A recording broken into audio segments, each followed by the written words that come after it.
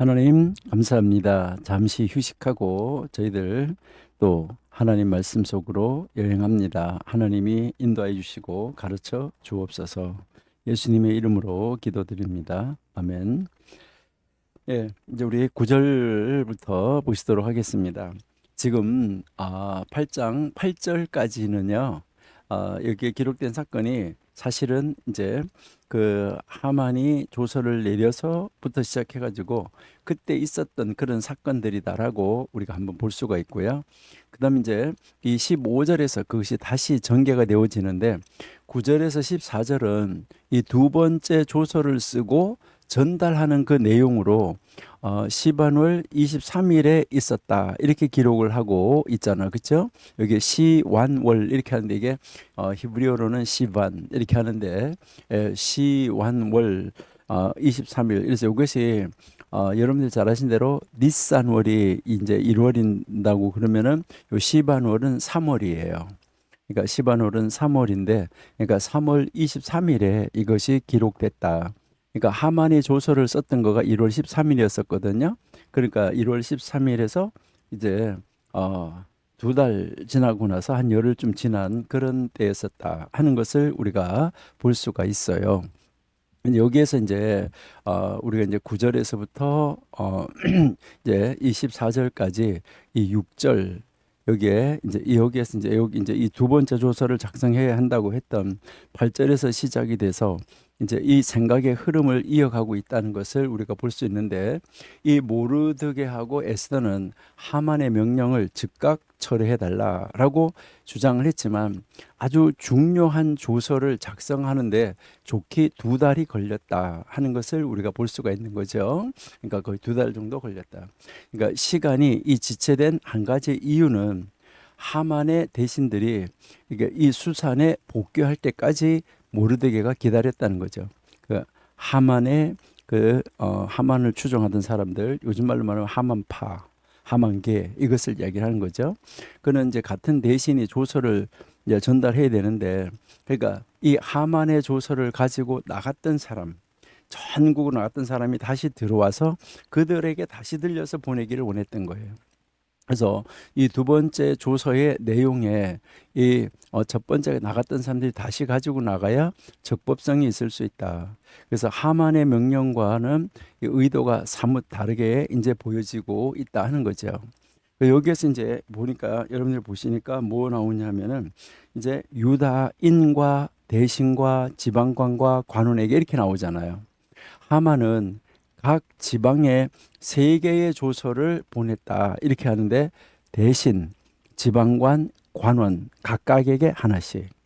그래서 이제 이 다양한 어떤 카테고리로 따로따로 나누는 이 히브리어 단어 이 버엘 그리고 뭐뭐에게 이것이 이거를 증명해 주는데 여러분이 3장 12절을 읽어보면 누구에게 이렇게 돼 있다는 거예요. 그런데 모르드게는 각 지방에 두 개를 보내는데 하나는 유다인에게, 하나는 대신 지방관 관원에게 통일로 이렇게 통으로 묶어서 보냈다. 이렇게 해서 우리가 읽어볼 수가 있어요.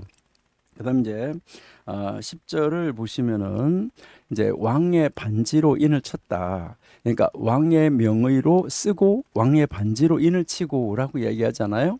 지금 왕의 반지는 누구에게 있나요? 모르드게의 수중에 있었어요. 여기에서 이제 동사를 보면 썼고 인을 치고 보냈다 이렇게 돼 있어요. 그러니까 조서를 작성하고 보내는 과정에서 하만이 제3자의 시중을 허락했다는 것을 우리는 미루어서 알 수가 있는데 모르드게는 유대인을 구원하는 도구가 되어야 된다는 이 계명을 성취하기 위해서 이 세부적인 절차를 본인 스스로가 다 감당하고 있다 하는 것을 볼 수 있어요. 그렇게 한 다음에 이것을 역졸들에게 이제 그 전하는 사람들에게 붙여서 전하게 했다라고 이야기하잖아요. 그러니까 이 하만이 내렸던 그 첫 번째 임무를 마치고 돌아오는 사람을 복귀하자마자 얼마 되지 않아서 그들은 다시 이제 이것을 들고 나가야지 됐었다 하는 것이죠. 그러니까요. 아달월 13일 이렇게 되면은 이게 이제 12월 13일인데 지금 3월 23일이었었잖아요. 그러니까 이제 한 8개월하고 한 15일 정도 남아있는 그런 기간이었다는 거죠.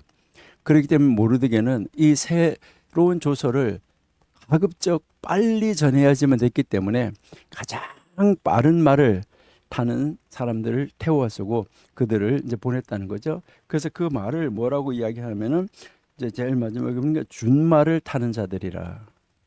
그러니까 준말을 탔다. 이것을 이제 얘기를 하는데 아주 가장 빠른 말, 이 말을 타고 이들이 이제 아주 최고로 달릴 수 있는 말을 탔다. 이것을 이야기를 하는 거죠. 그다음에 11절에 보시니까 그들이 함께 모였다라고 이야기를 하죠. 그러니까 조서에는 왕이 여러 고을에 있는 유다인에게 허락하여 그들이 함께 모여 스스로 생명을 보호하여라고 이야기하잖아요. 그러니까 유대인들이 함께 모였다는 거죠. 그러니까 유대인들은 머리수가 굉장히 작잖아요. 아무리 숫자가. 그러니까 힘이 부족해도 하나님께 도움을 구하기 위해서 모이면 승리할 수 있다. 그러니까 우리가 성경에서 그러잖아요. 삼겹줄은 끊어지지 않는다. 이렇게 이야기를 하는데 이게 그들이 숫자적으로는 작아도 하나님께 도움을 구하기 위해서 모이면 하나님이 그들의 편이 되면 승리할 수 있다는 것이죠. 예. 근데 여기에서 유다인에게 허락하여 스스로 모여 생명을 보호하며라고 돼 있는데 그리고 뭐가 있냐면 그들을 위협하고라는 단어가 여기 있는데 원래 히브리어에는 근데 한글 성경에는 없어요. 왕은 그들을 위협하는 세력에 대해서만 자위 조직권을 베풀어 준 거예요. 그러니까 스스로가 이제 자기 자치, 지방 자기들이 자기 스스로가 이제 방류할 수 있는 이런 자위 조직권을 허락해 줬어요. 근데 그들은 이 아말렉의 후손도 공격을 할 수가 있었다 하는 것을 우리에게 가르쳐 줘요. 그다음에 12절에 보시면은 이제 아하수에로 왕의 각 지방에서 아달월 곧 12월 13일 하루 동안에 하게 하였다. 그러니까 이제 드디어 12월이 돼서 그 12월 13일 하루 동안 이 일을 하게 했다라고 이야기를 하죠. 여기서 이 하루 동안이라는 말, 하루 동안 모르드게는 이제 이 유대인이 이 전리품을 이제 취하지 않기를 바랬어요. 모르드게는. 그러니까 방어가 유일한 동기다. 이것을 입증하고 싶었어요. 방어하는 거. 그래서 전리품을 취할 여유가 없도록 그냥 그 하루에 뭐 한 거죠? 죽이고 돌육하고 진멸하도록 이렇게 조서를 내렸던 것이죠. 그런 반면에 하만은 하루에 전멸시키고 이틀날에는 전리품을 취할 여유를 두었었어요. 요게 이제 이 하만하고 모르드게의 차이점이 있었다는 것. 요것을 여러분이 비교해 보시면서 성경을 함께 읽고 연구하는 것이 은혜가 됩니다. 그다음에 13절을 한번 보실게요. 13절.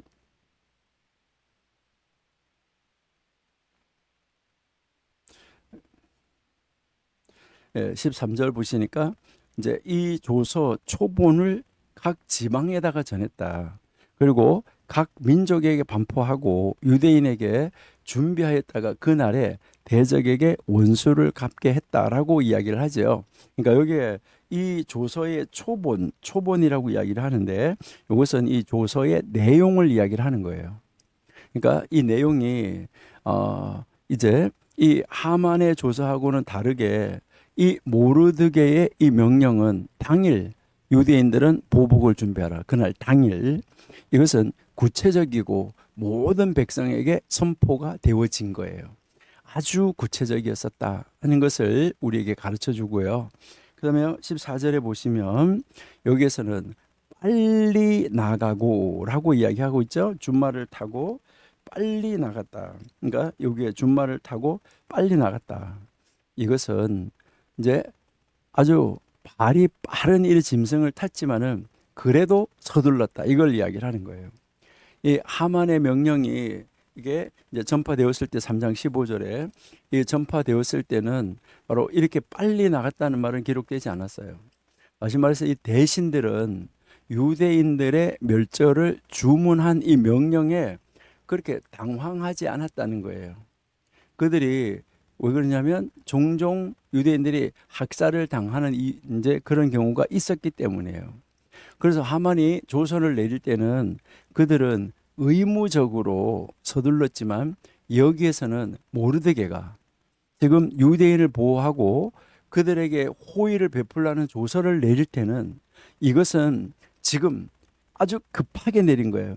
전대미문의 이례적인 명령이에요. 그들은 아주 당혹스러워했던 것이죠. 그러니까 왕의 의도를 헤아릴 수가 없기 때문에 아주 당혹스러워해서 빨리 전파하려고 했었다는 거예요. 그러다 보니까 이 조서가 이 도성수산에 반포됐다라고 이야기하잖아요. 대신들이 아주 급하게 된 후에, 급하게 파견된 후에 이 칙령이, 그 칙령이 그 수도에도, 메데바사 수도에도 반포됐다, 이것을 이야기를 하고 있는 것이죠. 그러니까요, 이제 여기에서 수상궁, 도성, 수산, 이것을 여러분 잘 이제 보셔야지 되는데, 그러니까 수도에 있던 반유대주의자들 있잖아요. 이 유대주의자들이 왕을 부추겨서 저지할 수가 없었어요. 이미 늦었다는 거죠. 그러니까 아주 급하게 쫙 움직여서 이제 전체가 다 퍼져져 버렸다. 도성 수산에도 그게 쫙 반포가 됐다는 것이죠. 그러니까 반유대주의자들이 손을 쓸 겨를이 없었다는 거예요. 얼마나 치밀하게 이 일이 이루어졌는가 하는 것을 우리에게 가르쳐 주는 거예요. 여러분, 하나님이 하시는 일은 이렇다. 그러니까 하나님이 하시는 일을 감히 이 세상에 어떤 누가 그 일을 막을 수가 있겠습니까? 자, 그렇게 해서 쫙 이제 반포해 놓고 모르드게가 어떻게 하고 있습니까? 푸르고 흰 조복을 입고 큰 금관을 쓰고 자색 가는 베옷을 입고 왕 앞에 나오니 수산성이 즐거이 부르며 기뻐했다. 이제 모르드게가 이 모든 그런 아주 최고의 권자에 오른 바로 그 옷을 입고 나왔잖아요. 왕 앞에 나왔다. 이것은 지금 좀 전에 우리가 얘기했던 것처럼 9절에서 14절에 2차 조서가 내려갔잖아요. 그렇죠? 그리고 이제 여기에서 지금 8절하고 이것이 연결되어져 간다라는 것을 아까 우리가 이야기를 했잖아요. 그러니까 8절에서 바로 25절로 연결돼 가고 9절에서 14절까지가 제 2차 조서가 삽입이 된 것이다라고 우리가 볼 수 있다 그랬잖아요. 여기에서 유대인이 구원을 받았다는 확신이 들어온 후에 확신이 딱 들었어요. 모르드게는.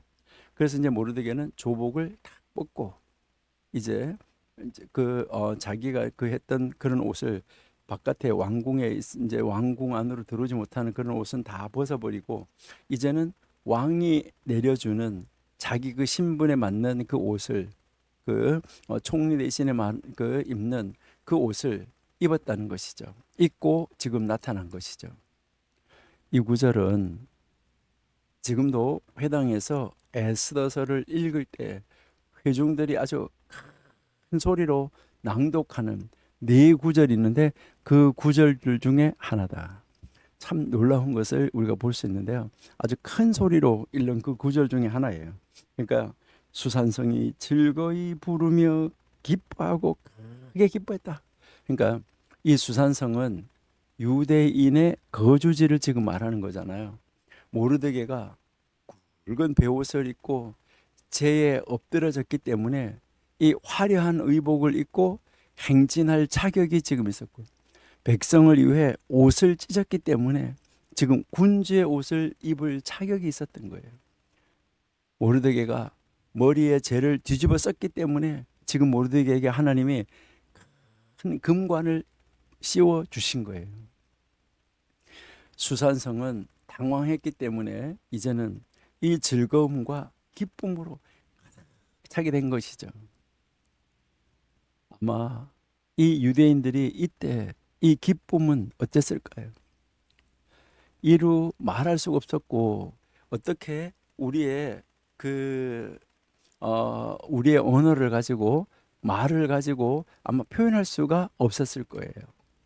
그러니까 이 기쁨은 최고의 기쁨, 아주 극에 달했다. 그래서 수산의 돌들도 기뻐했다라고 그렇게까지 표현을 하고 있습니다. 유대인들이 얼마나 기뻐했는지 그 유대인들하고 사는 그 동네의 돌들이 막 기뻐했다는 거죠. 참 놀라운 이런 이 표현을 우리가 볼 수가 있어요. 8장 16절 보세요. 유다인에게는 영광과 즐거움과 기쁨과 존귀함이 있었다. 야, 유다인에게는 이게 영광과라고 이야기하잖아요. 지금 이 유대인들은 오랫동안 어두운 곳에 지금 있었잖아요. 그렇죠? 그 오랫동안 이 어두운 곳에 있다가 지금 밝은 빛 가운데로 나온 사람처럼 이렇게 느껴진 것이죠. 운명을 앞둔 이 유대 민족의 이 어두움은 그들이 이제는 끝났구나 하는 이런 그 절망적인 운명을 앞둔 유대인의 민족의 어두움이 얼마나 어두웠을까. 칠흑 같았다. 그러니까 그런 어둠 속에 구원의 빗줄기가 쫙 비춰졌잖아요. 그러니까 이 구원의 기적은 찬란했기 때문에 유대인들은 어둠 속에 있다가 금방 햇빛을 본 사람처럼 눈이 부셨다. 이게 유대인에게 영광으로 나타났다는 거예요. 여러분이 깜깜한 데 있다가 갑자기 눈이 탁 떨어져 빛을 보면 어때요? 그렇게 눈이 확 부시도록 영광이 나타났다는 것이죠. 이 영광은 성경을 바로 여기에서 이 영광은 성경을, 그리고 즐거움은 절기를, 그리고 기쁨은 할례를, 존귀는 말씀 상자를 말한다. 이렇게까지 이야기를 합니다. 그제야 이제 유대인들의 삶에는 아무 걸림돌이 없이 성경을 연구할 수 있는 자리로 나아가게 됐다라고 이야기를 하는 겁니다. 그러니까 하나님이라는 단어, 절기라는 단어, 성경이라는 단어, 기도라는 단어, 예배라는 단어, 제사라는 단어, 이런 단어를 하나도 사용하지 못하는 그런 시대에 살고 있었잖아요, 유대인들이. 그러다가 지금 빛을 쫙 보게 된 거잖아요. 그러면 왜 유대인들이 성경과 절기와 할례, 그리고 여기에 이 테필린을 가졌다라고 구체적으로 언급하지 않았을까? 그냥 영광, 즐거움, 기쁨, 존귀함 이렇게 나타냈을까? 그러니까 이 영광은 말씀, 그다음에 즐거움은 절기의 즐거움, 할례 구원의 기쁨, 말씀 상자, 이것은 존귀의 힘, 존귀함, 이것을 말했을까? 왜 이렇게 나타내지 않았을까? 구체적으로 딱 단어를 쓰지 않았을까? 우리가 앞에서 봤지만 하나님이라는 이름도 구체적으로 나타나지 않았었잖아요. 여러분, 구속의 핵심은 곧 유대인들이 진정한 그 영광과 즐거움과 기쁨과 이 존귀의 본질을 깨달았다는 데 있다는 거예요.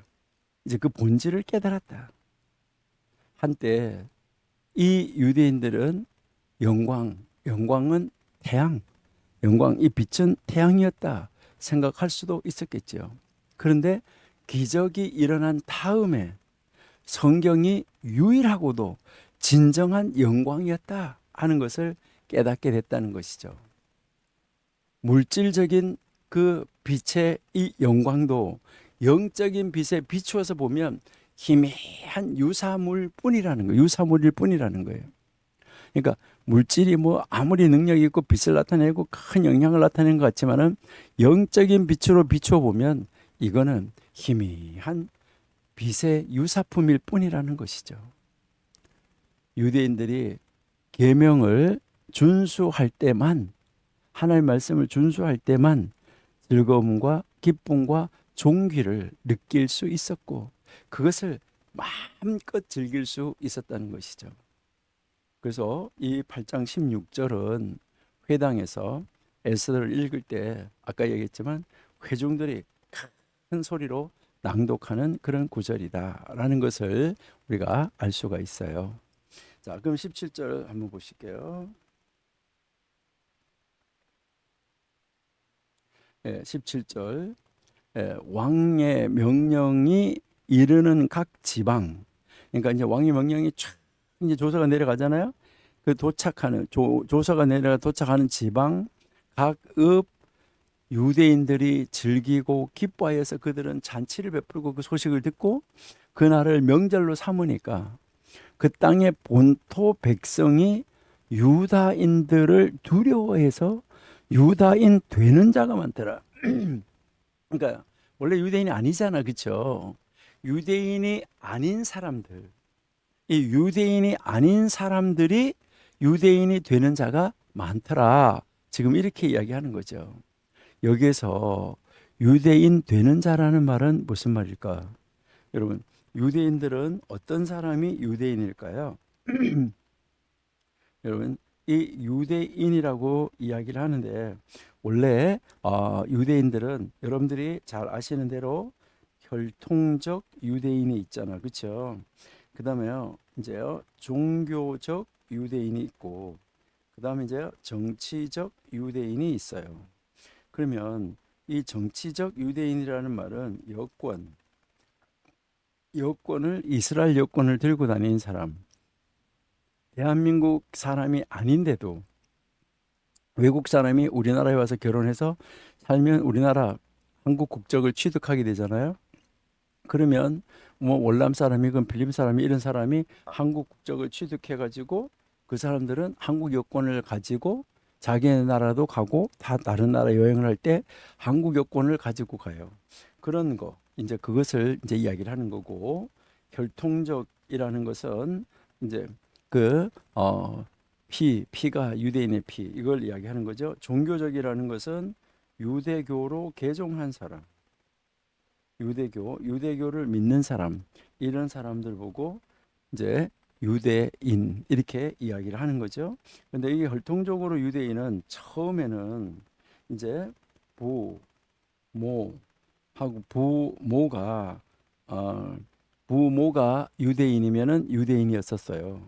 그러니까 부모가 유대인이면 자녀는 유대인이었었어요.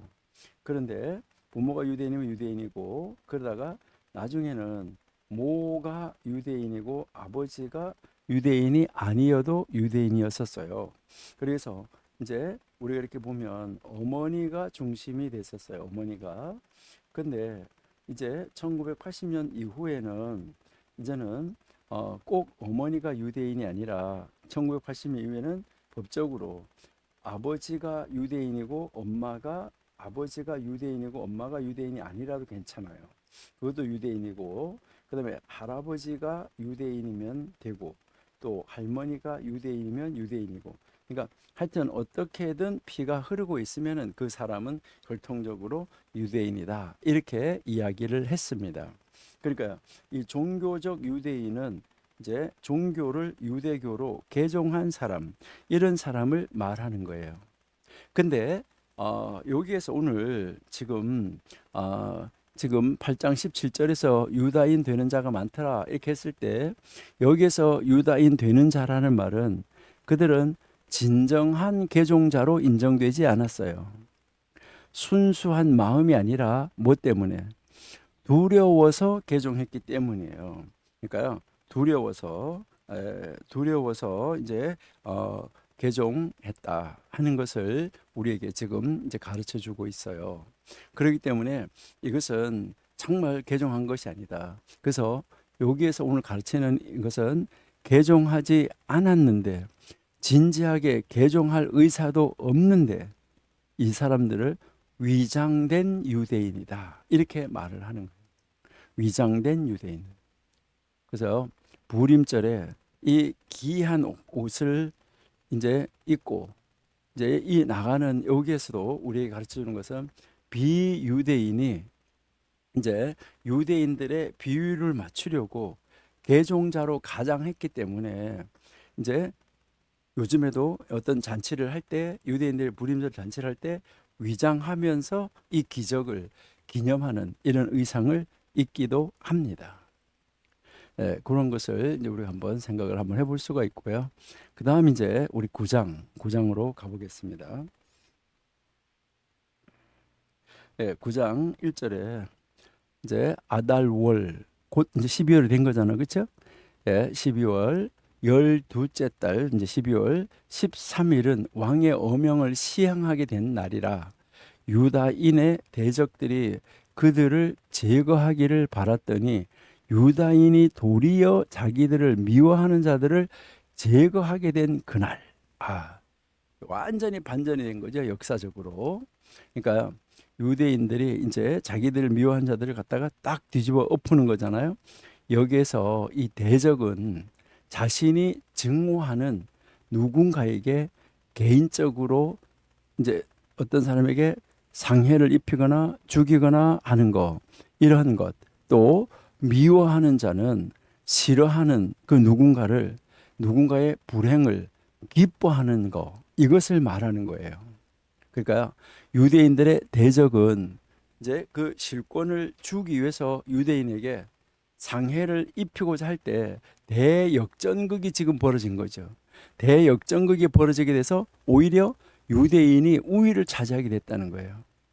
그러니까 유대인들이 전적으로 승리한 까닭에 그들은 이 육신적인 상해는 입히지 않으려고 했던 이 미워하는 사람들마저 그들을 완전하게 눌러버릴 수가 있었다는 거죠.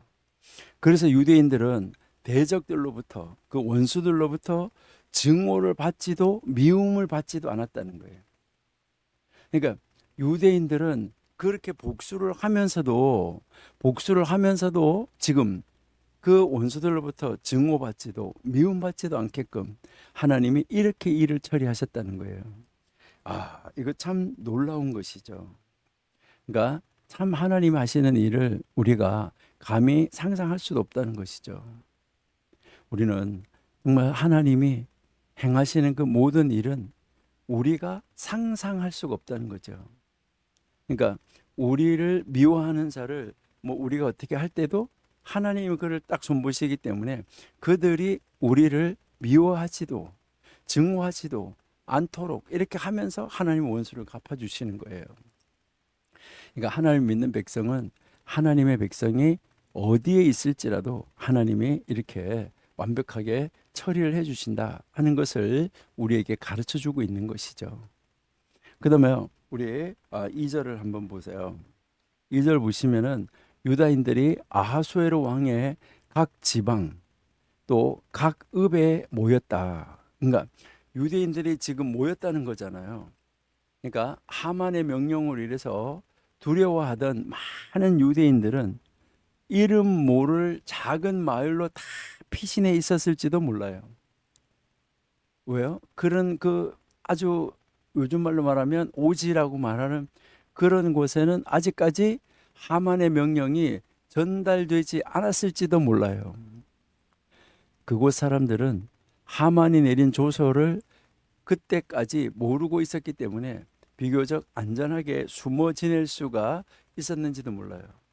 근데 피신했는데 바로 그 사람들이 각 성읍에서 복귀해서 이곳으로 모였다. 이것을 이야기를 하는 거예요. 그러니까 각 지방, 각 읍에서 모여 자기들을 해하고자 하는 거예요. 그러니까 그렇게 다 숨어있던 사람들이 다 나와가지고 다 다시 자기의 자리로 나와서 모였다는 거예요. 여러분 지금도 강원도에 이렇게 가보시면은 아주 심곡항이라는 데가 있는데요. 이제 그 심곡항 여러분들 정동진 잘 아신데 올해도 또 여러분들이 12월 31일 되면 송구 영신예배 드려야 되는데 해돋이 보러 가는 사람도 많잖아요. 근데 그 해돋이 보러 가는 그 강릉의 정동진이라는 말은 서울에서 완전히 정동쪽에 있는 바다라 그래가지고 정동진이라 그러잖아요. 거기에 사람들이 많이 모이드는데 정동진 넘어서 이렇게 가면은 거기에 심곡항이라는 데가 있는데 그 심곡항에 사는 사람들은요 유교 사변이 났는지도 모르고 살았었다고 그래요. 그러니까 그런 지역이 있다는 거죠. 그러니까 여기도 지금 그 유대인들이 그 조서 때문에 피해서 가서 있었는데 그러는데 나중에 다 몰려 나와가지고 이제 그 기뻐하고 즐거워해서 그 자기들의 자리로 다 복귀해서 돌아왔다. 이거 정말 놀라운 사건이죠. 그래서 자기들을 해하고자 한 자를 죽이려 하니 유대인들은 보복할 대상을 그들에게 상해를 입힌 자로 제한했어요. 아무나 그냥 막 죽이는 것이 아니라 보복할 대상을 이제 모르드게가 조서를 낼 때 정확하게 내려줬어요. 그들에게 상해를 입힌 자라고 이야기를 했어요. 그래서 막을 자가 없다라고 한 것이죠. 잘못하면 모든 백성에게 보복할지도 모른다는 두려움 때문에 이제 이 유대인들을 막을 사람은 하나도 없었다. 이것을 우리에게 가르쳐 주는 것이죠. 그러니까 모든 민족이 두려워하여 능히 막을 자가 없다. 이제 해하고자 한 자를 해했다. 그러니까 상해를 입힌 자들을 해했다. 이제 이것을 이야기를 하는 거고요. 그다음에 이제 9장 3절 한번 보세요. 이제 각 지방 모든 지방관 대신들 총독들 그리고 왕의 사물을 보는 자들 이 사람들이 지금 뭐 하는 거예요? 모르드게를 두려워했다는 거예요. 그러니까 모르드게를 두려워해 가지고 유대인들을 막 다 도와줬다는 거예요. 지방관 대신 총독 왕의 사물을 보는 사람들이. 하나님이 전화 이복을 시키면 이렇게 되는 거예요. 요셉이 죄수로 있다가 총리로 바뀌어지는 것도 손바닥을 딱 뒤집는 것처럼 죄수에서 총리로 뒤집어지는 거예요. 지금 모르드게 그러니까 하만하고 모르드게 자리를 손바닥 뒤집는 것처럼 탁 바꿔버리는 이 모습을 우리에게 보여주고 있다 하는 것이죠. 그러니까 모르드게를 두려워했다. 그러니까 이건 유대인들이 이제 참 얼마만큼 이제 그 하나님이 그들에게 권세를 주니까 모든 사람들이 유대인의 대적들이 모르드게를 두려워하게 됐다. 그러니까 하만의 백성들은 모르드게가 누군지도 몰랐기 때문에 유대인을 두려워했다는 거. 이제 또 그 나라 관리들의 입장에서는 모르드게와 친분이 있고 잘 아는 사람일 수도 있겠죠. 모르드게가 왕국의 총리 대신이었기 때문에 모르드게를 두려워하지 않을 수가 없었죠. 왜요? 모르드게에게 왕의 반지가 끼어져 있었잖아요. 사실 하만의 명령에 따라서 유대인과 싸울 사람은 적지 않았는데 모르드게가 두려워가지고 그렇게 할 수가 없었던 것이죠. 4절 보세요. 4절에 이제 보시면은 모르드게가 왕궁에서 존귀하여 점점 창대하며 이 사람 모르드게의 명성이 각 지방에 퍼지더라.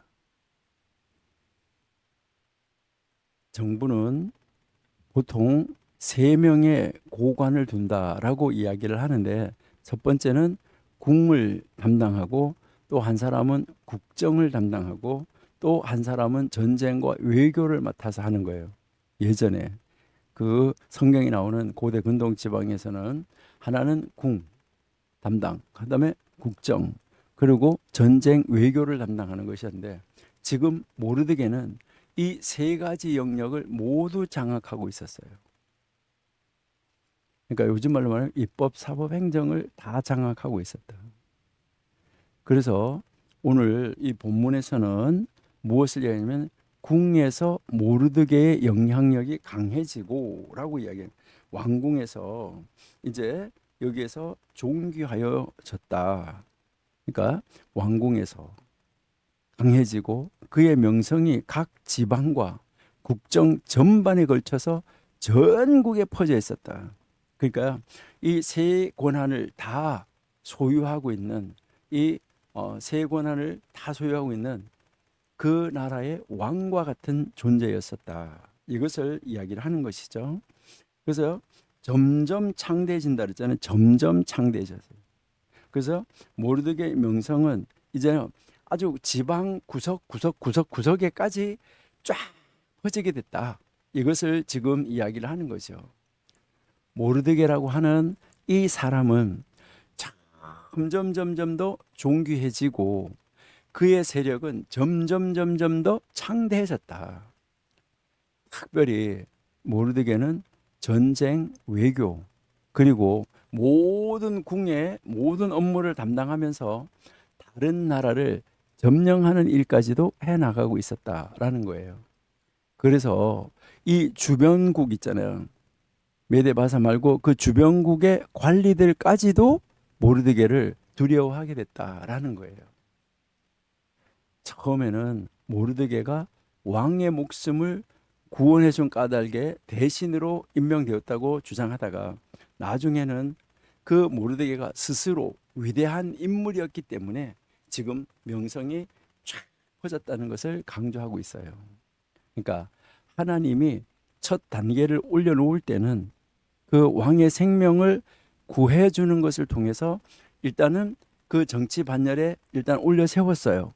그 다음에는 그 하나님이 모르드게에게 지혜를 주고 능력을 줌으로 말미암아 자기 그 스스로의 능력을 가지고 전 세계의 위대한 인물로 평가받도록 만들어줬다는 거죠. 그래서 전 세계 사람들이 지금 모르드게를 뭐 하도록 존경하도록 만들어줬다. 이것을 우리에게 지금 가르쳐주고 있습니다.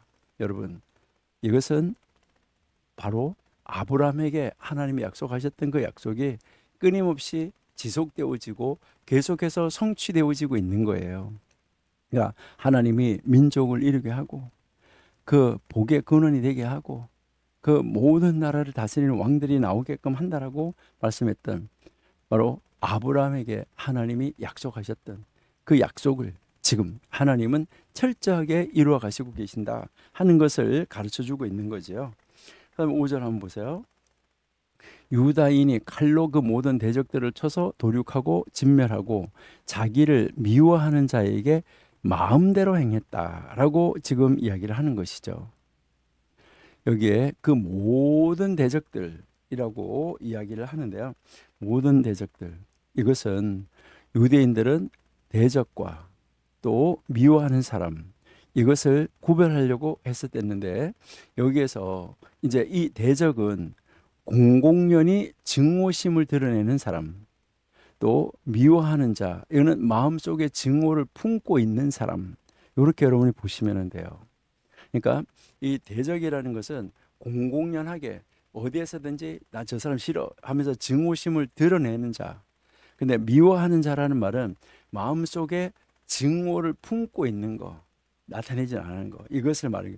그런 사람들까지도 다 하나님이 벌을 하도록 만들어가고 있다는 것이죠. 그러니까 미워하는 자, 도륙당한 이런 사람들. 그러니까 이것을 하나님이 딱 구별을 해서 하나님은 모든 수치로부터 유대인들을 온전하게 회복시켜 놓는 정말 하나님이 이 일하시는 것을 보면 완전한 회복을 통해서 이들이 존경받는 자리로 나아가도록 만들어 주셨다 하는 것을 우리에게 가르쳐 주는 것이죠. 6절 한번 보실게요. 6절 유다인이 또 도성 수산에서 500명 사람들을 죽이고 진멸했다라고 이야기하죠. 자, 여기서도 이제 도성 수산이 나오는데 이방인들은 보편적으로 하만과 유대인의 이 대적을 유대인들의 이 원수를 전폭적으로 지지했어요. 그들은 수산성에 주로 거주했었어요. 그래서 이 유대인들은 이 수산성의 분위기가 적대적인지라 아주 유대인들이 모이는 모임을 두려워했어요. 그러한 이 분위기 때문에 그들은 이 왕과 모르드게가 가까이 있는 이 도선 수산에 모였었다는 거죠. 왜 그러냐면 거기가 더 안전하다고 생각했기 때문에. 그런데도 많은 이방인들은 모르드게가 왕과 아주 가까운 대신이라는 이 점을 무시하고 하만의 죽음에 대해서 복수하려고 하는 사람들도 또 있었다는 것이죠. 여기에서 이제 그 도선 수상에 있는 사람이라는 한국말은 없는데 이 사람들을 죽였다고 그러는데 이것은 모세나 모르드게와 같은 위인에게 붙어지는 존경의 호칭이에요.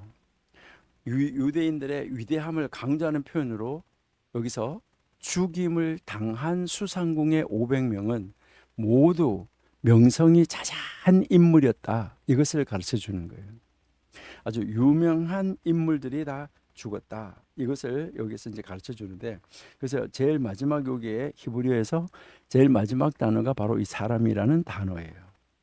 그러니까 500명을 죽이고 진멸하고 하는데 500명의 사람 이렇게 하는데, 요 무엇은 사람이라는 단어가 붙어 나갈 때, 물론 이 사람이라는 단어가 일반적인 사람을 말하지만은 이런 특별한 경우에 500명 이렇게만 나가도 되는데 500명의 사람 이렇게 이야기할 때는 이 사람은 명성이 자자한 인물들을 말할 때 쓰일 말이다. 모세와 같은 인물, 모르드게 같은 사람, 모세와 같은 사람 이렇게 할 때 그 사람이라는 것은 위대함을 강조하는 표현이라는 거예요. 그래서 여기서 500명이 지금 죽임을 당한 사람들은 다 명성을 가지고 있었던 사람들. 그러니까 유대인들의 대적인데 그 명성이 자자하던 이런 인물들이었다. 이것을 이야기를 하는 거예요. 그 다음에 보시니까 뭐라고 했냐면요.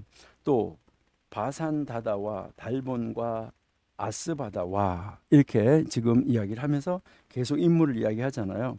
보라다, 아달랴, 그 다음에 아리다다 이렇게 해서 지금 바마스다와 아리세와 아리데와 외사다 함무다다의 손자요 유다인의 대적 하만의 10아들을 죽였으나 그들의 재산에는 손을 대지 아니하였더라. 아까 재산에는 손을 대지 말고 전리품 취하지 말라라고 아까 모르드게가 이야기를 했잖아요. 자, 그러니까 여기에 그 500명에 속하는 사람 중에 몇 사람의 이름을 들었는데 이 사람들 아까 우리가 뭐라 했죠? 다 이름 있는 사람, 명성이 자자한 사람이었다라고 이야기를 했는데 여기에 그 중에 몇 사람을 예를 들어서 우리에게 보여주고 있다 하는 것을 가르쳐 주는 것이죠. 하만의 10아들의 이름이 열거됐는데 이것은 10명의 아들들은 하나 모두가 다 명성이 대단한 인물이었었다. 아버지가 그 자리에 있으니까 뭐 자기 마음대로 막 해버렸으니까, 그렇죠? 그래서 이 부림절에 유대인들이 성경을 낭독할 때 여기에 나온 이 부분, 하만의 아들 10명의 이름을 읽는 사람들은 그냥 르륵 하고 단숨에 읽어버리고 말아요. 한 절씩 돌아가면서 이렇게 교독한다고 해도 이 부분은요, 교독하지 않고 그냥 한숨에 그냥 확 읽어버리고 말아요. 왜 그러냐? 그들이 한꺼번에 딱, 한숨에 한 번에 딱 죽었기 때문이에요. 그러니까요, 지금도 그들이 부림절이 돌아오면 이 에스더를 성경을 읽었는데 크게 소리내서 읽는 구절도 있고 그냥 교독하다가도 그냥 한숨에 탁 읽어버리는 경우도 있고 이렇다는 것이죠. 그러니까 지금도 하나님이 그들을 어떻게 그 시대에 구원해 줬었는지 그들이 그 자신의 삶 속에서 실제적으로 와닿아서 이것이 느껴지도록 하나님이 이렇게 하셨어요. 하나님이 지금도 나를 이렇게 해주셔 하는 그 방향으로 읽어가고 있다는 거예요. 여러분, 우리도 성경을 읽을 때 이렇게 실감나게 읽어가면은 얼마나 좋을까 하는 것을 우리가 한번 생각해 볼 수가 있습니다. 그러니까 하나님이 하시는 일은 참 놀랍다 하는 것을 우리에게 이제 가르쳐 주고 있다 하는 것입니다. 여러분, 우리 하나님 안에서 하나님이 우리에게 요구하시는 것이 무엇일까?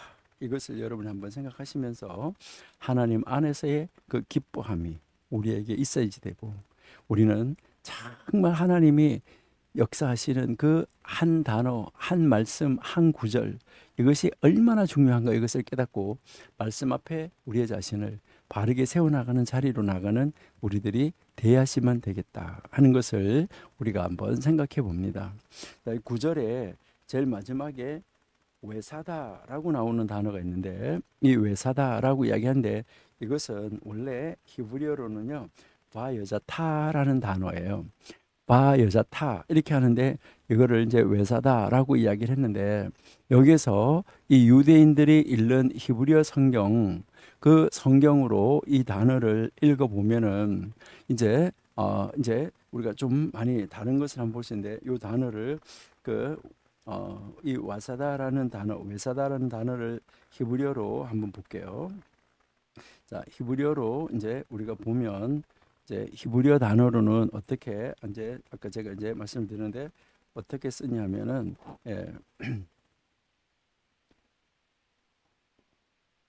이렇게 이제 써요. 와 여자 타 이렇게 하는데 이제 이게 이제 와 여자 타 이것은 여기에서 이제 여러분 한번 잘 보세요. 자, 여기에 이제 우리가 이렇게 보면 요 첫 번째 글자 여기 요 첫 번째 요 글자는 이 바브를 어떻게 하냐면은 이제 이 성경에서 유대인들 성경에서 이 글자를 이렇게 길게 쓰고 있어요. 이렇게 길게 이렇게 좀 더 길게 키워서 성경에서 인쇄를 해요. 이제 성경에 이 히브리어 성경에서는 이 글자를 이렇게 크게 키워서 인쇄를 한다. 요거 이제 제가 이제 다음번 시간에 우리 할 때 제가 한번 성경을 보여드릴게요. 그때 가져와서 한번 보여드리도록 하겠습니다. 그러니까 이제 뭐 제가 이렇게 일부러 키우는 것이 아니라 인쇄를 할 때 그렇게 키워서 인쇄를 한다는 거예요. 그러니까 길게, 그러니까 유대인들이 그 히브리어 성경에서 보면 이 단어를 길게 크게 인쇄했다는 거죠. 그러니까 이것은 어떻게 보면은 왜 우리나라에서 이렇게 보면은 길게 이렇게 큰 전신주가 이렇게 딱 그 전봇대가 이렇게 서 있는 것처럼 생겨지는데 이것은 무엇을 상징하냐면 유대인들은 이것을 상징할 때 이걸 뭐라고 생각하냐면 바로 하만이 모르드게를 달기 위해서 만들어 놨던 그 막대기, 이 막대기를 이제 생각하는 거예요. 그들은 그거를 생각하면서 여기 이제 그 아주 이제 전봇대처럼 이렇게 생각을 하면서 하만의 아들들이 모두 이 긴 막대기에 줄줄이 달렸다 하는 것을 그들이 이제 느낀다는 거예요. 그 막대기 줄줄이 달려 있어 죽었다 이렇게 이야기한다는 거죠.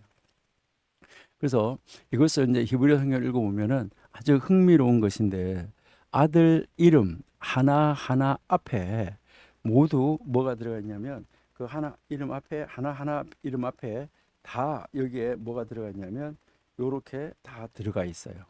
이름 하나하나 앞에 참 신기하죠. 그러니까 그 이름 하나하나 앞에 요 글자가 다 들어가 있다 하는 말이에요. 그러니까 그리고 뭐뭐를 요 단어가 이제 요거는 그리고라는 말이고 요게 뭐뭐을이라는 말이에요. 그러니까 그리고 누구를 이렇게 써져 있다는 거예요. 그러니까 누구를 이렇게 하면 되잖아요. 그런데 그리고 누구를 다 이렇게 해서 썼다는 거예요. 그러니까 따로 구분해 놨다. 이것은 참 놀라운 사건이다라는 것을 우리에게 이제 가르쳐 주고 있다 하는 것이죠. 그러니까 하나님이 이제 이 하나 단어 하나하나 말씀 하나하나 한 구절 한 구절을 올려놓는 거 써가는 것을 보면 참 놀랍다 하는 것을 우리에게 가르쳐 주는 것이죠. 그리고 중요한 사람의 이름은 눈에 확 띄도록 이거를 줄을 바꿨어요. 이렇게 쓰다가 여기 중요한 사람 이름 딱 줄을 바꾸고 이렇게 썼다는 거예요. 여러분들 이렇게 보시면은 이제 한번 이제 여기에 6절부터 한번 보세요. 유다인이 또 도성수산에서 500명을 죽이고 진멸했다라고 했잖아요. 근데 또 바산다다와 달본과 아스바다와 그냥 쭉 아스바다와 그다음에요 보라다와 아달리아와 아리다다와 이렇게 그냥 연결하면 되잖아요. 그러는데 줄을 바꿨다는 거예요. 절을 바꿨다는 거예요. 이렇게 이 절을 바꿔 가지고 중요한 사람의 이름이 눈에 탁탁 들어오도록 했다는 거예요. 그래서 이 하만의 10아들도 각각 한 행에 기록됐다는 거죠. 명성이 자자했지만 그래도 죽음을 면하지는 못했죠. 이것은 유대인의 승리의 위대함을 보여주기 위해서 성경을 이렇게 기록했다는 거예요. 그리고 이름 앞에 다 써져 있는 그리고 누구를 그리고 뭐뭐를 하는 거 이것은 이 500명을 그리고 뭐 그렇게 해서 연결 지어서 다 표시를 시켰다는 거. 하만의 아들은 한 명이 수산에서 도륙당한 이 500명의 명성과 동일했다. 그 정도로 하만의 아들 10명의 아들들은 아주 위대한 그 시대의 명성을 떨치는 사람들이었었다 하는 것을 우리에게 보여주고 있어요. 그러니까 우리 한국말로는 그것이 표현이 잘 안 되는데, 자, 7절을 여러분들이 한번 이렇게 보시면은, 자, 제가 썼던 거 요거 다시 한번 저기다가 한번 써볼게요. 자, 요렇게 생긴 거, 자, 요렇게 생긴 글자를 여러분 한번 잘 보시면은, 자, 이렇게 생긴 글자 한번 잘 보시면, 자, 7절에 여기에 보니까 첫 번째 단어 이렇게 나와 있죠. 그 다음에 또 이렇게 계속 그리고 뭐뭐를 하는 게 계속 앞에 요 단어가 들어가 있다는 것을 볼 수가 있어요. 그러니까 하나하나를 아주 요중하게 중요하게 생각했다. 이것을 우리에게 보여주는 것이죠. 그리고 여기에서 이제 이 하만의 10아들, 이제 여기에서 이제 10아들을 죽였으나 이렇게 하잖아요. 그렇죠? 하만의 10아들. 아하수에로 왕이 명령을 내리도록 부추긴 사람들. 그러니까 이 명령으로서 아하수에로 왕은 즉위 후 곧 성전 건축을 다시 중단시키게 됐었어요. 참 안타까운 모습을 볼 수 있는데, 그렇게 했는데 그들의 재산에는 손을 대지 아니하였다. 그러니까 그들의 재산에는 손을 대지 않았다. 이것은 모르드게의 명령에 따르면은 이제 원래는 전리품을 취할 수는 있었지만은 유대인들은 하나같이 그들의 재산에는 손을 대지 않았다는 거죠. 재산은 다 왕궁의 금고로, 왕궁 국고로 환수됐다는 거예요. 이건 바로 뭐예요? 왕을 달랠 뿐만 아니라 죽일 자를 선택할 때 재물은 관심의 대상이 아니었다는 사실을 분명하게 밝히기 위해서 이제 취하지 않고 왕궁의 그 국고로 다 들여보냈다는 것이죠. 그러니까 이스라엘은 전리품을 즐기지 않은 덕분에 사울 시대에 그 향유했던 그 선조들의 죄를 다 없앨 수 있었다는 거죠. 사울이 왕으로 이스라엘 통치할 당시에 사무엘은 아말렉과의 전쟁을 선포하는데 전리품은 취하지 말라고 명령했었는데 그들은 약탈을 중단하라는 명령을 무시했어요.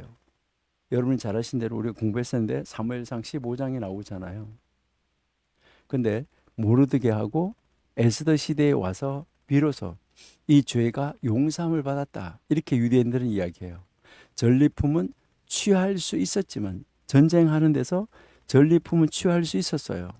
하나님이 취하지 말라고 이제 그 여리고성을 점령할 때도 취하지 말라고 말하지 않았을 때는 전리품은 전쟁에서 이긴 사람이 갖는 것이 당연한 거예요.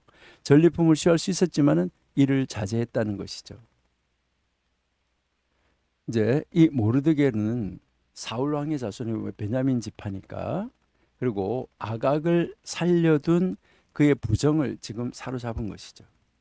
아각은 하만의 조상이 될 아들을 낳은 그런 사람이잖아요. 가난한 이 유대인이 재산을 앞에다가 두고 남의 나라에 가서 포로로 살다가 지금 그 나라에 돌아오지 않고 남아있는 그런 사람들인데, 그 유대인들이 그 재산을 취할 수 있는데도 취하지 않고 그 재산을 앞에다가 두고 자제력을 발휘한다. 이거는 정말 어렵죠. 유대인들의 인내력의 보답으로 모든 세대를 통틀어서 가난한 자는 가난한 자에게 베푸는 선물을 받게 될 것이다 라는 이 말씀을 이루어가고 있습니다. 9장 11절 한번 보실게요. 9장 11절을 보니까 그 날에 도성 수산에서 도륙한 자의 수요를 왕께 아뢰다라고 이야기하죠. 그러니까 도륙한 자의 숫자를 말하는 건데, 유대인들의 이 원수들 대적들은 왕의 노여움을 자극하기 위해서 그날 유대인들에게 죽임을 당한 수산 사람들의 수효를 즉시 보고했어요. 이 왕의 노여움을 자극하려고 한 것이죠. 그런데 왕은 거기에 자극받는 것이 아니라 이튿날에도 유대인들이 하만의 민족을 살육하는 것을 중단시키지 않았어요. 그걸 좀 중단시켜 보려고 했는데 이게 바로 뭐예요? 하나님이 행하시는 기적이에요. 수산 도성에 이 싸움에 참여한 유대인들은 모두 그곳에서 거주했던 유대인들인데 성읍에서 살거나 잠시 도성에 머물렀던 이 유대인들은 그에게 물론 휘말리지는 않았었어요. 네, 9장 12절 한번 보세요. 왕이 이제 왕후 에스더에게 또 유다인이 도성 수산에서 이미 500명을 죽이고 멸하고 하만의 여자를 죽였으니 왕의 다른 지방에서는 어떠하겠느냐. 그러니까 지금 수산에서 이렇게 했는데 다른 지방에서는 어떠하겠느냐라고 지금 묻는 거죠. 왕의 표현으로 이렇게 미루어 보면 왕은 분노는 했어요. 그런데 왕에게 하나님이 역사한 까닭에 그가 지금 이제 그 하만의 그 추종자들이 그 빨리빨리 보고함으로 말미암아 왕의 분노를 자하게 하려고 했는데 그런 것이 있었지만은 왕은 그 분노를 참았던 것이죠. 하나님이 그것을 참도록 만들었던 거예요.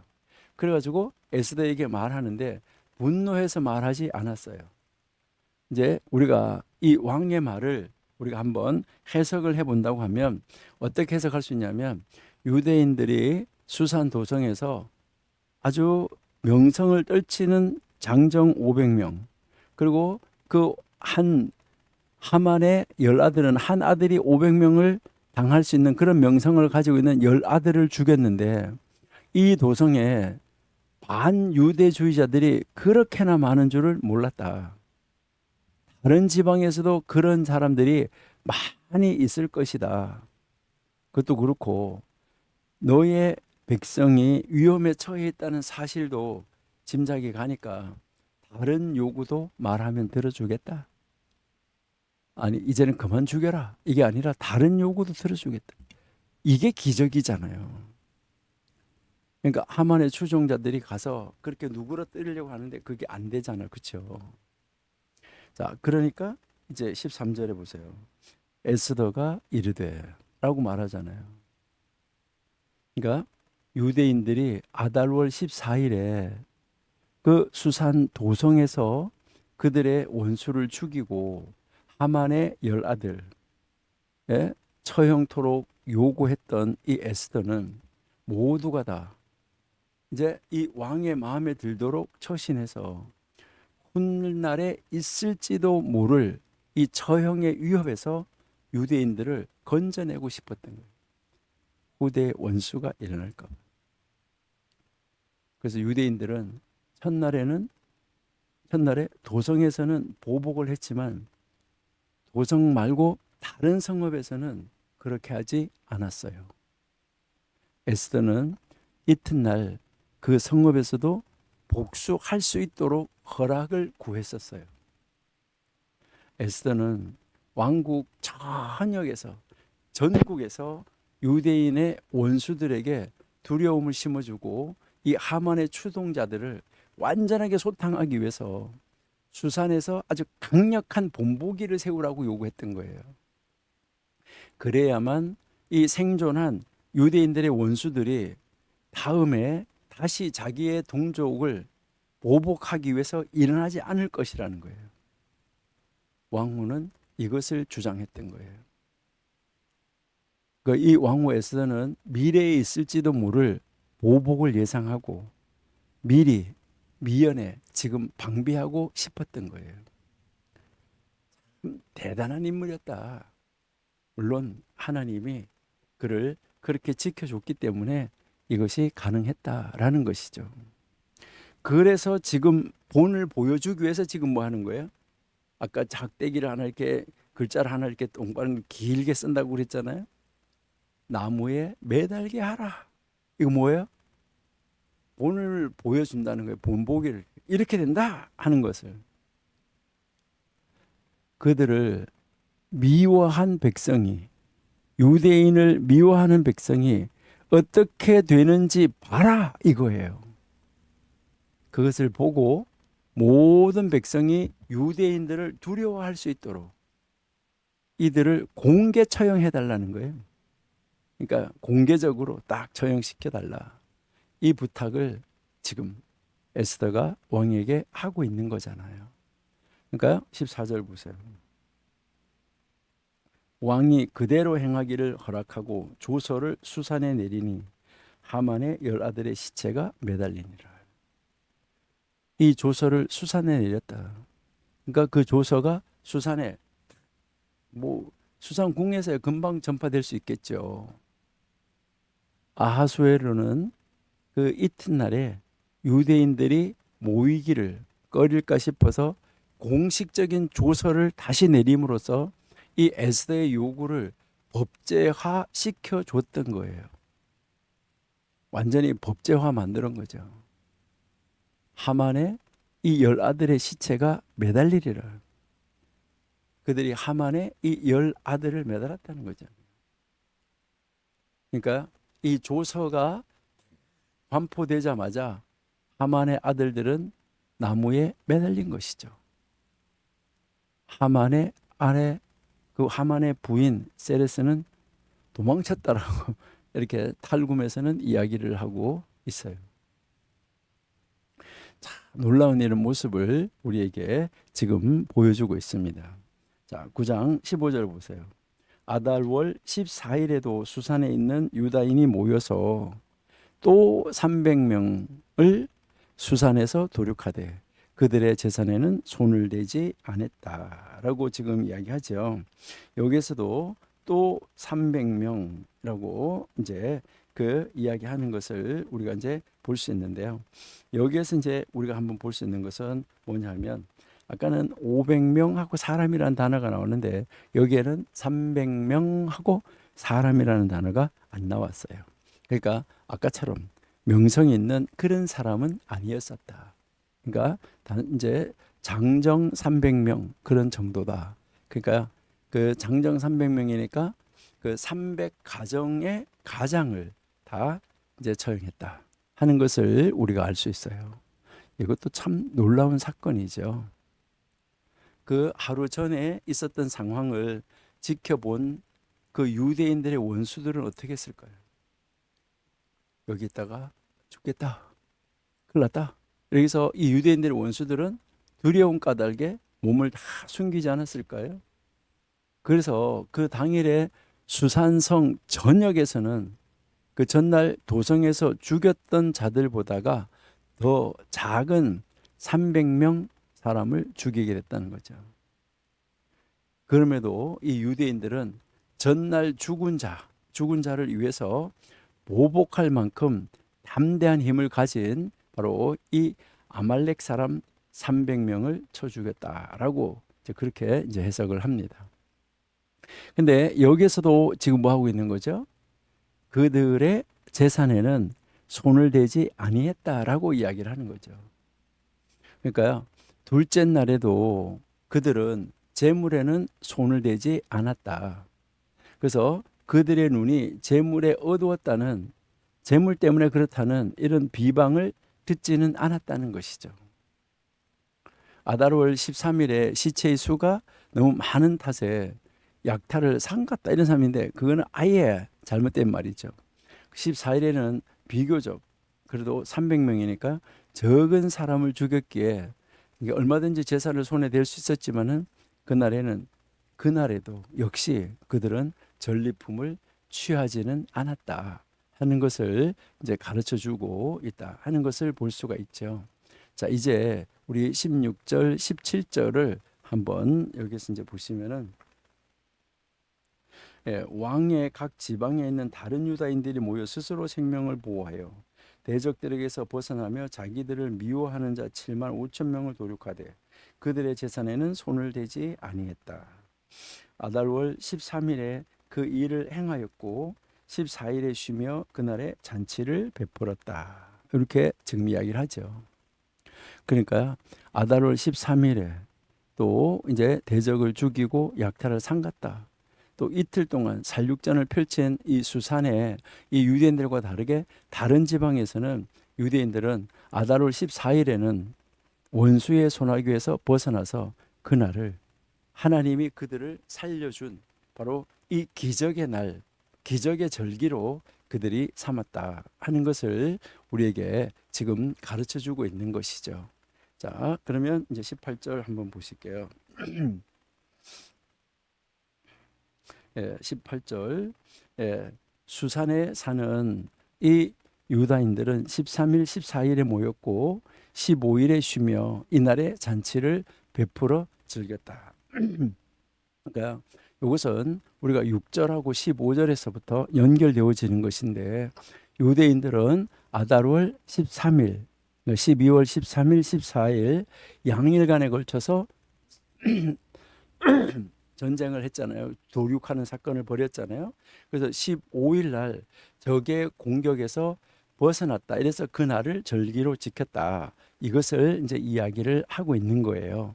그래서 그날에 잔치를 베풀었다는 건데 이틀간의 전투로 몸이 많이 피곤했지만 수산의 유대인들은 그 이튿날 잔치를 벌였고 이제는 어떤 보복도 두려워할 필요가 없었기 때문에 잔치를 즐길 수가 있었다 하는 것을 우리에게 가르쳐 주는 것이죠.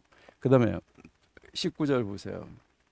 그러므로 시골의 유다인 곧 성이 없는 고을에 사는 자들이 아달월 14일을 명절로 삼아 잔치를 베풀고 즐기며 서로 예물을 줬다. 그러니까 이제 그 수산성 안, 수산성 박 이것을 이야기를 하는 거예요. 그러니까 방벽이 없는 성이 없는 이런데 그러니까 성이 있는 도성과 성이 없는 이 시골 마을은 다른 날로 명절을 지켰다는 것이죠.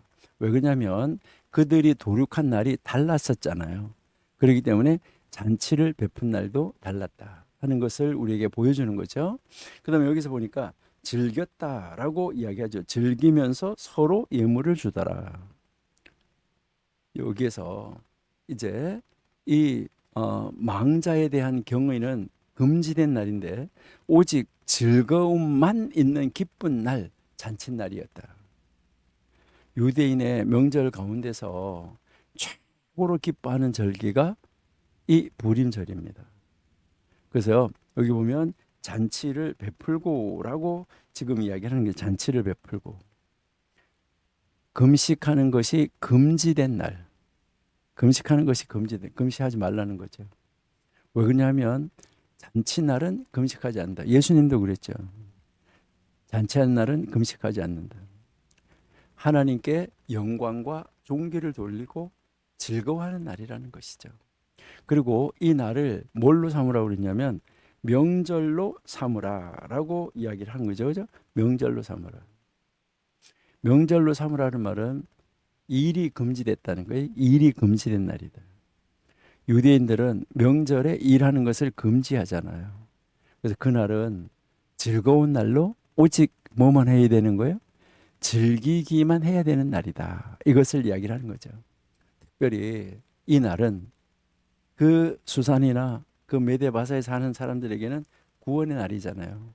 구원의 날이기 때문에 더더욱 일을 금지하고 모두가 다 즐기는 축제의 날로 삼아서 즐겨야지만 됐었다 하는 거 이것을 이제 우리에게 보여주는 것이죠.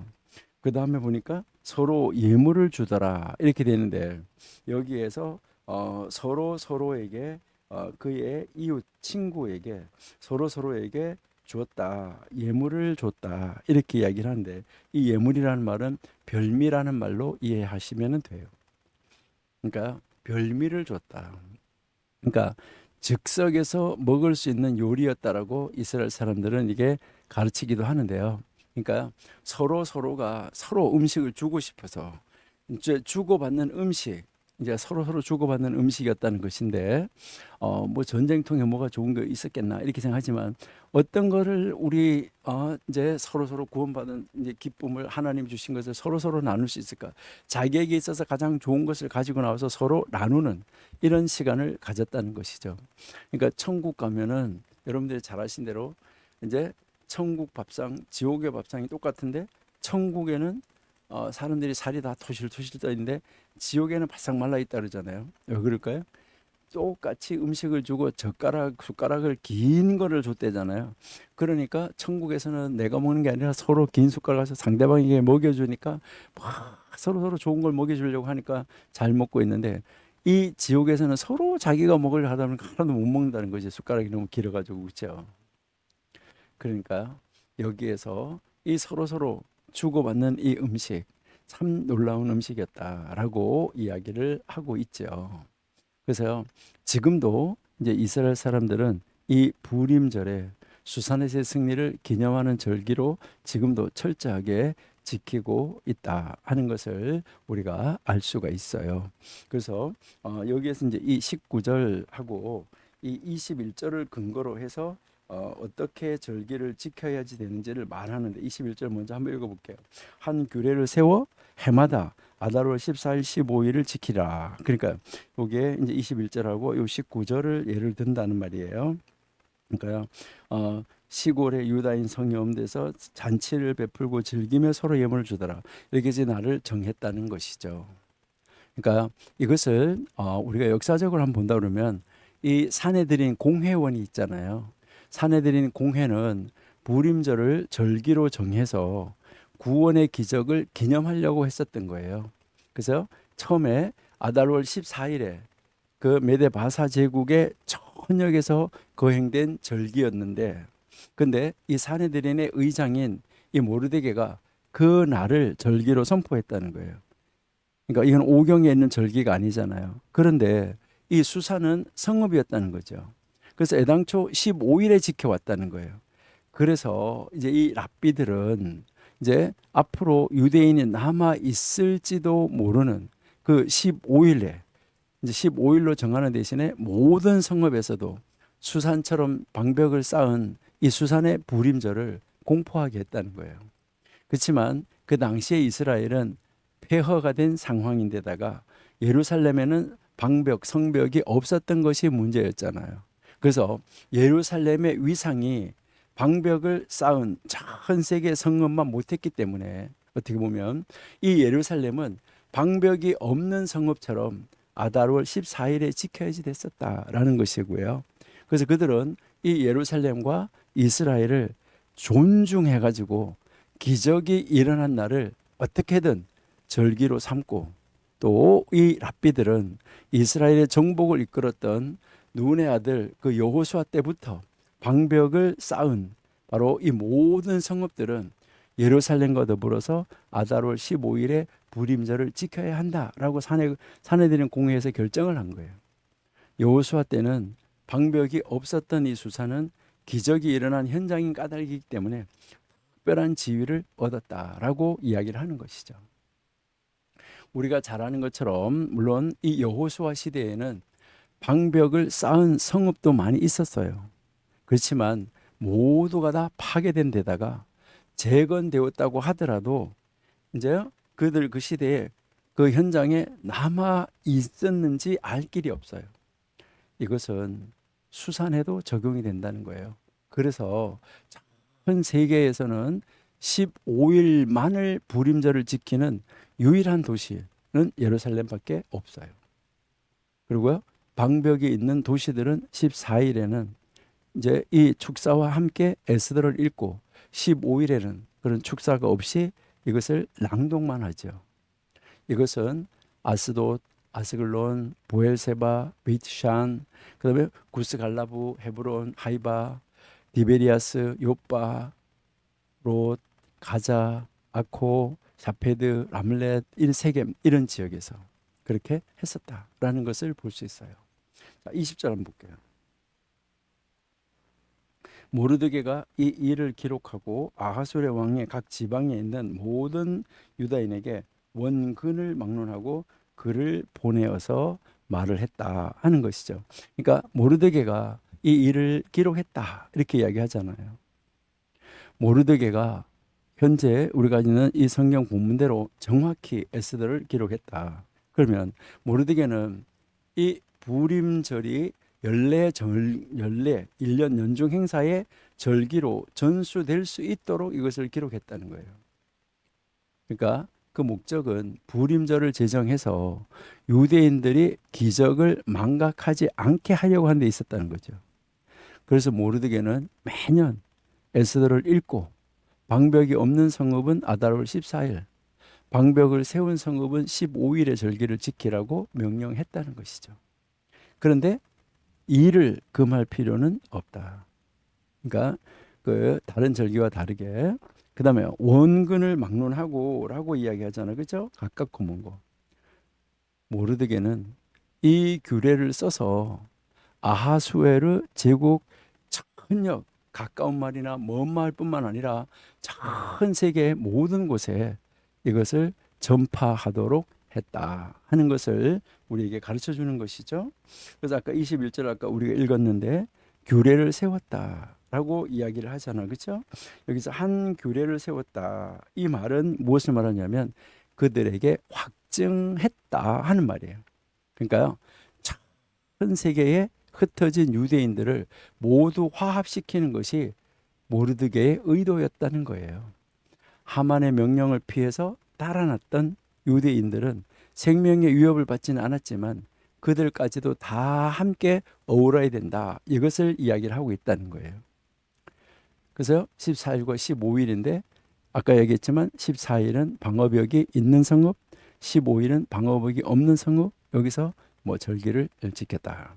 그 다음에 해마다라고 이야기를 하는데 이 해마다 부림절은 메시아가 오시는 날에도 폐지하지 않을 거라고 탈무드에서는 그렇게 가르쳐주고 있어요. 유대인들은 이렇게까지 말할 정도로 그 날에 구원의 이 기쁨을 그 구원의 기쁨을 잊으면 안 된다는 거죠. 그래서 그 구원의 기쁨, 이 구원의 감격을 해마다 지킬 것을 강조했다. 이것을 이제 가르쳐 주는 것이죠. 자, 이제 22절을 한번 보세요. 22절에 보시니까 유대인들이 대적에게서 벗어난 날 이렇게 이야기하잖아요. 그렇죠? 예, 벗어나서 이제 그들이 이제 원수가 몰락한 것을 기념하는 절기가 아니에요. 우리가 원수를 이겼다, 원수가 몰락했다, 이거를 기념하는 것이 아니라 내 원수가 엎드러질 때 마음에 기뻐하지 말라라고 잠언 24장 7절에서 말하고 있어요. 잠언 24장 7절에 원수가 엎드러질 때 기뻐하지 말라 이렇게 말을 했기 때문에 여기에서 한번 보실까요? 우리 잠언 24장 17절. 예, 내 원수가 넘어질 때 즐거워하지 말며 그가 엎드러질 때 마음에 기뻐하지 말라라고 지금 말했잖아요. 이래서 지금 이제 우리가 이제 보시면은 예, 여기에 이제 보시면 원수가 몰락한 것을 기념하는 것이 아니고 이제 불임절은 유대인의 구원과 회복을 기념하는 절기다. 그래서 대적에게서 벗어난 날 이것을 이야기하는 대적에게서 벗어난 날에 벗어나서 평안함을 얻어라고 이야기를 하는 거죠. 그렇기 때문에 여기에서 이 절기는 승전한 날이 아니라 길한 날에 지키는 것이다. 그래서 이스라엘은 절기를 지킬 때 다 음력을 사용하잖아요. 우리나라에도 음력 달력에 윤년이 있잖아요. 그렇죠? 윤년. 그러니까 이 음력으로 3년마다 한 번씩 윤년이 들어오는데 그 윤달이 있는 것처럼 이스라엘 달력에도 윤달이 있어요. 근데 우리나라는 이 윤달이 어떨 때는 3월, 어떨 때는 4월 뭐 이렇게 돼서 윤달이 왔다 갔다 해요. 그런데 이 특이한 것은 이스라엘 달력은 윤달이 바뀌지 않아요. 언제나 아달월이 윤달이에요. 그래서 3년마다 한 번씩 오는 게 아니라 어떨 때는 2년마다 어떨 때는 3년마다 이렇게 해서 19년 만에 7번의 윤달이 오는 거는 똑같아요. 그래 하면 평균 3년 되는데 그래서 언제나 12월 달이 윤달이에요. 아달월이 윤달이에요. 그래서 첫 번째 아달월, 두 번째 아달월 이렇게 불러요.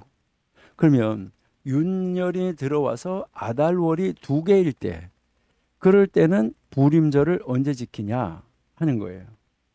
그럴 때는 이제 이 아달월이 지나고 나면 이제 이스라엘 백성이 그 이집트에서 구원받은 니산월이 아달월 다음이잖아요. 1월이니까요. 그래서 이 니산월에 가까운 출애굽에 구원받았던 것과 가까운 바로 두 번째 아달월, 두 번째 아달월에 지키는 것으로 결정을 했어요. 원래 이 부림절이 니산월과 가까운 아달월이기도 했지만은 유대인의 이 구원을 기념하는 역사적인 달이 바로 니산월이기 때문이잖아요. 이집트에서 구원을 받아서 나왔으니까요. 그러니까 유대인들이 니산월에 출애굽을 한 것을 기념하면서 지금 전 세계 어디에 흩어져 있을지라도 하나님이 이스라엘을 보호하시고 구원하신다 하는 것과 연결을 시키는 것이죠. 그러니까 처음 구원, 마지막 구원. 그러니까 1월의 구원, 12월의 구원. 이것을 연결시키는 것을 우리에게 보여주고 있습니다. 그래서 여기에 이날에 무엇을 했냐 하는 것이죠. 잔치를 베풀고, 그죠? 잔치를 베풀고 즐긴다. 그러니까 여기에서 이 잔치하고 즐기는 거, 이것은 부림절의 특별한 규정이에요. 이 에스더의 이 기적은 모두 잔치를 통해서 벌어졌기 때문이죠. 다 잔치 때잖아요. 와스디의 죽음, 에스더의 대관식, 하만의 처형 모두 다 잔치와 깊은 관련이 있어요. 모르드게는 이날 일하는 것을 금지하지는 않았다 그랬잖아요. 토라가 오경이 제정한 절기하고 흡사한 다른 절기를 여기서 선포해서는 안 된다. 그래서 그는 별미를 주고받고 가난한 사람들에게 선물을 베풀어야 된다라고 이야기를 했다는 것이죠. 그러니까요, 육신의 생명이 위협을 받았다가 구원을 받았기 때문에 부림은 그들에게 전수된 이야기를 낭독하는 것 외에 잔치를 즐기고 서로 선물을 나눠주고 가난한 동족을 살필 것을 강조하고 있는 거예요. 이와 더불어서 이제 그들은 연명할 기회를 되돌아 이제 온 이 경위를 기억하고 이 즐거움을 가난한 가운데 정말 또 이 즐거움을 이제 우의 정신을 부흥시켜서 부를 덜 누리는 자들, 좀 가난한 사람들을 격려함으로써 우애를 더 돈독히 해야지 된다라는 것을 가르쳐 주는 거예요. 우리는 하나다. 이것을 이야기를 하는 거죠. 그래서 아까 얘기했지만 서로에게 별미를 나눠준다라고 이야기했죠. 예물을 주며. 부림절에 이 모든 유대인들은 최소 두 가지 선물을 준비하는 거예요. 최소한의 두 가지 선물. 그러니까 왜냐하면 여기에서 이 선물 준다는 것을 복수형으로 쓰고 있기 때문에 그래요. 그래서 많은 친구들에게 선물을 줄수록 더욱더 존귀해질 것이다 라고 이야기를 하는 거고요. 그 다음에 가난한 자를 구제하라 라고 이야기를 하는데 이것은 두 사람에게 두 가지 선물을 주라. 아까 이야기했는데 선물을 두 사람에게 각각 하나씩 준다. 이것은 가난한 자에게 복수이기 때문에 복수에 해당되는 최소의 값은 둘이잖아요. 가장 작은 거. 물론 쌍수복수가 있지만 이것은 빈부를 막론하고 모든 사람이 목숨을 건졌기 때문에 모르드게는 가난한 사람도 이 절기에 잔치를 베풀 수 있는 수단이 있기를 바라는 거예요. 그래서 모든 유대인들은 지역, 재력, 어떤 조건에 관계없이 부림절을 기쁘게 기념할 수 있도록 이 구호금을 주어야지 된다. 모두가 다 즐길 수 있도록 해줘야지 된다라고 이야기를 해요. 그래서 부림절 기금을 신청할 때 심사가 필요 없어요. 손을 내밀면 무조건 기금이 지급돼요. 기금은 다른 자선의 목적으로 이렇게 사용되어서는 안 된다. 그날 오직 가난한 사람들에게 나눠주는 것으로 써야 된다는 거죠. 그래서 친구들에게 별미를 제공하고 선물을 주는 것보다가 가난한 자에게 구호금을 쓰는 편이 더 바람직했다라고도 이야기를 해요. 가난한 자, 고아, 미망인, 나그네 이 마음을 기쁘게 하는 것이 가장 위대하고 영광스러운 일이기 때문에 그렇다. 이렇게 이야기를 하는 거죠. 그 다음에 23절에서 보시니까 이제 제일 마지막에 글대로 계속해서 행했다. 모르드게가 보낸 글대로 행하였다. 여기서 행하였다 하는 말은 보통 행하였다 하는 말하고 달라요. 여기는 동의했다, 행하였다는 말이 동의했다, 수용했다는 말이에요. 이것이 여기서 단수형으로 쓰였는데 이것은 모든 유대인 한 사람 한 사람이 이 절기를 있는 것을 수용하는데 똘똘똘똘 뭉쳐져 있었다. 이것을 이야기를 하고 있습니다. 그리고 여기에서 이제 이미 시작한 대로라고 이야기하잖아요. 이것은 자발적으로라는 말이에요. 그 다음에 모르드게가 보낸 글대로 하는 말은 불임절을 매년 지키기로 했고 그렇게 모르드게가 말한 대로라는 말이죠. 그러니까 모르드게의 주장으로 제정 적용된 것 이것을 그대로 따라야지 된다. 이것을 이야기를 하는 거죠. 그 다음에 24절 보세요. 여기에 이제 24절에 보시니까 모든 유다인의 대적 하만 이렇게 이야기하잖아요. 모르드게는 하만의 원한이 그에게 대한 개인적인 것이 아니었다는 거예요. 모든 유대인의 이제 대적이었다는 거죠. 그러니까 조상 그 하만의 조상 아각과 같이 하만은 모든 유대인과 남녀노소의 대적이었다는 거죠. 하만은 이집트 왕 바로보다도 잔인했어요. 바로의 칙령은 남자들에게만 적용된 반면에 하만은 모든 유대인을 대상으로 칙령을 내렸다는 거죠. 여기에서 제비를 뽑아서 그들을 죽이려고 멸하려 했는데 그 제비를 던져서 그들을 위협하고 멸절시키려고 했는데 결국은 이제 역전이 되어졌다 하는 것을 우리에게 가르쳐 주는 것이죠. 그 다음에 이제 25절 보시면은 25절에서 에스더가 왕 앞에 나갔다 그랬잖아요. 그녀가 왕에게 등장할 때 에스더가 자비를 구하기 위해서 왕 앞에 나왔을 때 이것을 이제 가리키는 말이죠. 그럼 이제 26절 보세요. 26절에 보니까 무리가 부르의 이름을 따라라고 이야기를 하죠. 그러니까 이제 모르드게 당시에 사내들인을 일컫는 그들인데 이 사내들인 공회가 제비의 이름을 따라서 그 구원의 절기의 이름을 제비라고 불렀다는 거죠. 그 제비라는 말이 히브리 말로 부림이잖아요. 그래서 이제 하만이 11개월 동안 명령을 지연시켜서 모르드게에게 조서를 철회하게 하고 기도할 수 있는 기회를 허용해서 제비가 없었다고 하면 만약에 그렇게 기간을 주지 않았다고 하면 어떻게 됐을까? 하나님이 이 모든 일을 펼쳐나가는 것을 우리에게 보여주고 있다는 것이죠.